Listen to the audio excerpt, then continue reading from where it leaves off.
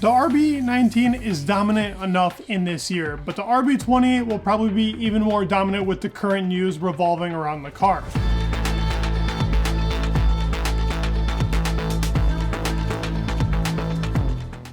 Now, I want to talk about this whole entire major aerodynamic revolution that Red Bull is making. There's a lot of points to go over, talking about actually the kit that should be coming to the car and the quote that has come out today in the news, but also more things about Red Bull as to why their dominance could keep going.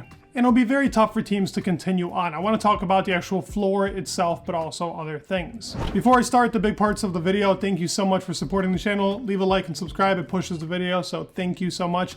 Please go ahead and do that. Let's start about talking about the whole entire cost cap penalty with Red Bull. So this kind of coincides, the whole entire upgrade that is coming for the RB20 and the penalty that they had in 21 leading into 22 and now into 23. Well, the actual penalty practically had no effect. This penalty took down their percentage from 70 to 63, which is essentially like nothing. And what they did was they were smart. They didn't even really use their aerodynamic tunnel, their wind tunnel, to actually improve upon parts of the car they needed to improve in the wind tunnel. They improved the side pod. They got those like kind of paper plane side pods, which are super skinny, don't really need as much cooling in the car because it is so efficient, but also a bigger undercut in the car and made the car wider for more undercut on the car to give it even more downforce, and improved upon somewhat of the floor edge, which they probably did use a CFD for that, obviously. But all around, they went around that cost cap penalty. They used it to the best of their ability, and this RB19 is going to be the most dominant car in history. So already looking out to the RB20 with news coming out with another aerodynamic revolution, what more can they add to a car that is already practically perfect? The team in general is the top team. When Mercedes was dominating, there were flaws to the team. Their pit stops weren't as fast. Their strategies weren't as good. This team does not miss. 2.2 on the dot with every single pit stop. 1.9s, 2.2s, 2.3s. These guys do not miss. Also, the strategy department. How many times have you seen Red Bull make a mistake? It is very, very rare. Why? Because the team trains and does everything properly. They have a good team principal leading them, and they have a driver that is in unstoppable form, and currently the best driver on the grid. It's definitely Max. I do think people can match up with him. You give Lewis a good car, he's going after him. You give Fernando a good car, he's going after him. I think Leclerc can also put up a match. I think Lando can too.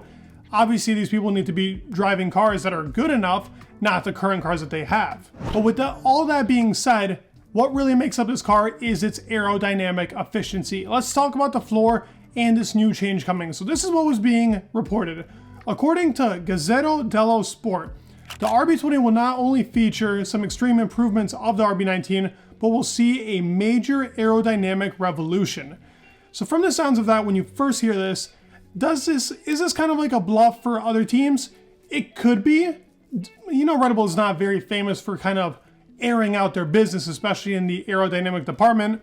I remember the articles that were coming out when Adrian Newey was talking about when they showed the floor of the car in Monaco. He was pissed. He was livid that they actually showed it and they brought it up on, you know, the Cirque du Soleil, as Toto Wolff called it. So this is already adding on kind of into that speculation aspect of it, but it's good to know and talk about. It's not like a leak, but it's something that they're reporting on. They say that this whole entire revolution will be between the Venturi tunnels and really the floor in general. The whole real reason behind it, this is what's being said in the article, was that the effects of gusts of wind on the RB20 will have no effect, as it happened in the Brazilian GP qualifying. They still got P1 in the major qualifying.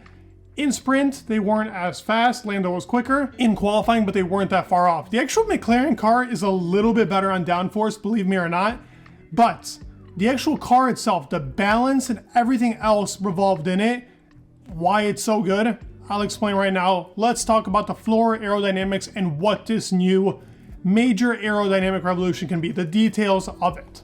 So looking at this car, here we have the first picture that I wanted to pull up was the actual diffuser. The diffuser has been shown now on multiple other cars, but from this diffuser, what we can already tell is, look at the vivid detail on it.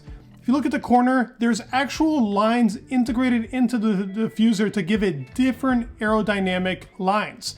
This already adds on to their triple DRS effect from the air getting washed up into their beam wing, giving it even more straight line speed. but as you can see, it's also distributing the air in different ways. For an actual diffuser to be like this, no other team has this, by the way. No other team is to this extent.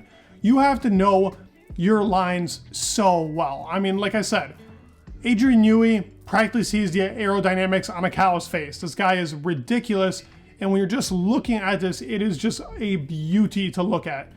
I'll obviously point out those lines because they're not as easy to see, but when you look at the diffuser, they're the only ones with it. That is already something to add and part of their underfloor. But as I said, a big talking point is the Venturi tunnels. This is a great picture showing you how Red Bull has their Venturi tunnels almost sectioned out. And then I'll describe exactly why it works in this way and what part does what. So as you can see, it's actual first part of the Venturi tunnel, the first wing part of the Venturi tunnel, there's a big gap between that and the T-tray, what is so called. There and also between the second and the first. That is because they want most of their air to actually go through the middle of the car, which is between the first Venturi tunnel and the T-tray. They want most air to go through there to actually get to the diffuser.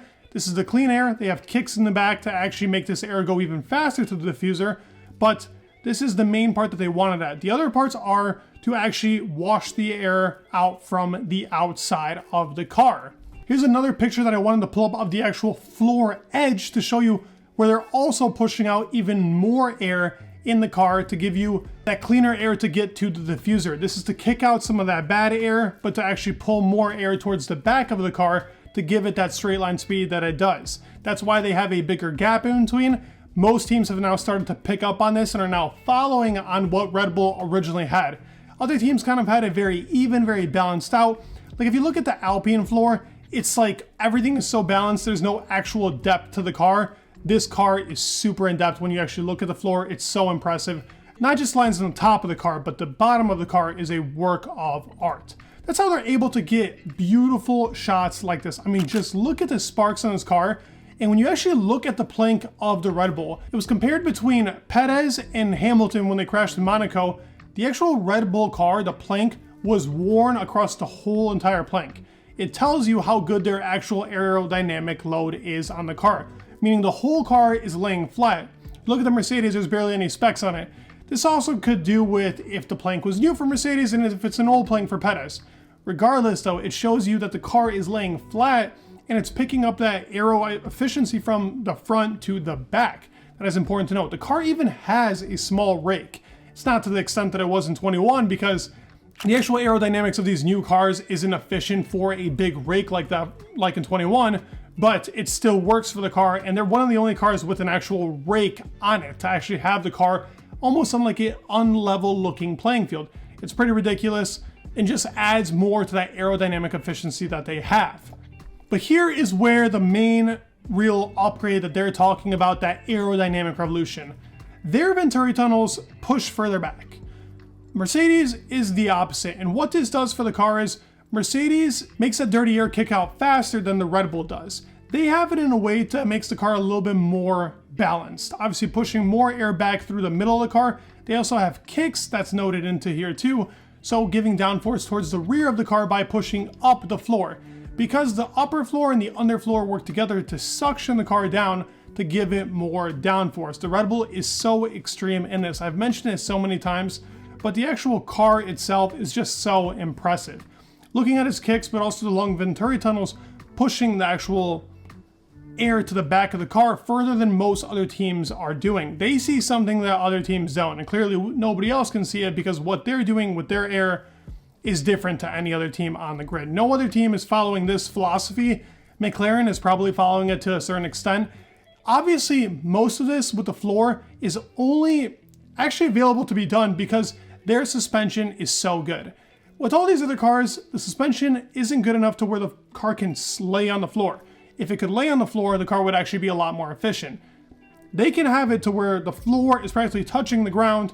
They're not going to actually get a penalty for it because they're so efficient at putting the floor low and gaining all that speed. So while the actual floor itself is super impressive and this aerodynamic revolution can give it another 2 or 3 tenths, it's the actual suspension that does the magic. That is the revolution that every other team needs to follow. McLaren has it down to a T, at least in the high speed corners, but this car does not miss a B on any track. Only Singapore, but man, I'll take screwing up Singapore if we can actually go super well on every other track. So it's not even really like a problem for them. The car is in such a state that it's practically unbeatable. And this aerodynamic revolution, while it is going to come in the floor, the suspension is the real key to everything. Red Bull will probably shock us again with the RB20. I don't expect the same type of, I guess, dominance that they have this year, but I do expect the car to be very strong. And seeing news like this already is pretty interesting to know, but I'd love to hear your thoughts in the comments down below. Do you guys think it's possible for anybody to catch them? Please leave a like, subscribe, it would mean the world, and peace.